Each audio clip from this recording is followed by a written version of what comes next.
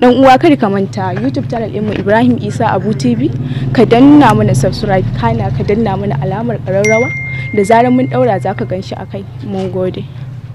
Sociaux de notre pays. Et effectivement, on ne cesse de le rappeler sur le plateau, l'importance et le rôle que peut jouer ces consultations-là, tant pour les populations que pour les autorités. Dans un premier temps, il faut se dire que nous sommes dans un contexte, je ne cesse de le dire, où on dit la nature a horreur du vide. Oui. Il y a beaucoup de précipitations avec la communication, la guerre communicationnelle à travers les réseaux sociaux. Il y a beaucoup de déterminants qui rentrent en ligne de mire, justement en jeu, et qui créent des incompréhensions entre les citoyens, entre eux d'abord, et puis les citoyens et les autorités. J'ai aimé cette rencontre avec cette association-là qui, pendant longtemps, s'est plaint de la non-prise en compte de leurs préoccupations par les autorités et même dans les politiques publiques. Je pense qu'avec ces genres de rencontres intégrantes de la société, et leur apport est éminemment important dans le développement économique et social du Niger. Abdraman, qu'est-ce que vous en dites par rapport à ces échanges initiés par le président de la République? Merci. Je pense que il faut voir en fait cette audience dans une vision un peu plus globale, parce que vous vous rappelez, il y a 2-3 jours, le président a pris une ordonnance sur les personnes âgées. C'est-à-dire les personnes âgées, tout comme les personnes handicapées, avec les enfants et les femmes sont considérés comme des groupes vulnérables, pour lesquels les politiques publiques doivent faire beaucoup d'attention en prévoyant vraiment des mesures de discrimination positives pour ces composantes-là. Donc, et on sait aussi que les périodes de transition, c'est notamment des périodes vraiment favorables pour des avancées dans le domaine social, etc., etc.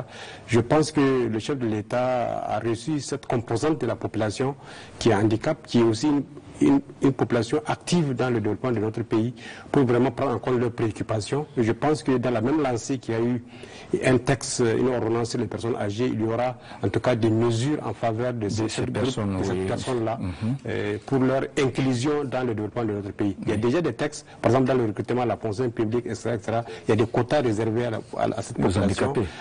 Dans la construction des bâtiments publics, il y a des rampes d'accès pour ces populations, tout ça là. Donc il faut aller plus pour prévoir des mesures vraiment favorables à cette composante de la population pour qu'elle se sente partie prenante au développement de notre pays. Voilà, maintenant sur notre plan, du côté du cabinet du Premier ministre, l'on notera sa présence à l'Assemblée annuelle de la BAD au Kenya. C'est surtout pour noter l'accord entre le Niger et le FMI, accord qui indique des perspectives en tout cas économiques qui sont favorables à court et moyen terme, avec une projection de 10,10% exactement au titre de l'année en cours. Alors, qu'est-ce que cela peut en tout cas vous donner comme commentaire? D'accord, merci.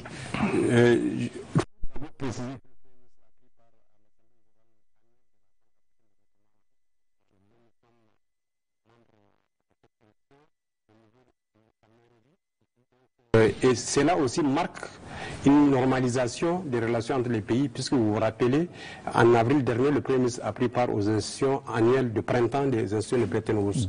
Donc c'est le retour de notre pays, en tout cas dans la bonne grâce de ses partenaires financiers.